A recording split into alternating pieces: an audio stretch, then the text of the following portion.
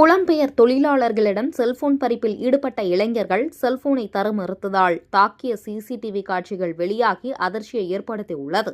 திருப்பூர் பனியன் நிறுவனங்களில் லட்சக்கணக்கான புலம்பெயர் தொழிலாளர்கள் பணியாற்றி வருகின்றனர். இவர்கள் திருப்பூரில் ஆங்காங்கே தங்கி பணிபுரிந்து வருகின்றனர்.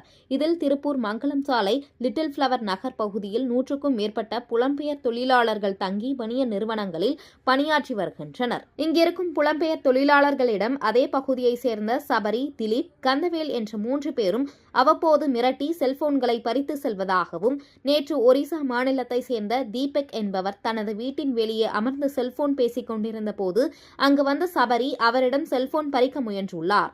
செல்போனை தர மறுத்ததால் ஆத்திரமடைந்த சபரி மற்றும் அவருடன் திலீப், கந்தவேல் சேர்ந்து பேட், ரம்பம் உள்ளிட்டவை பயன்படுத்தி அவரை தாக்கியுள்ளனர். இந்த சம்பவம் தொடர்பான சிசிடிவி காட்சிகள் வெளியாகி அதிர்ச்சியை ஏற்படுத்தியுள்ளது.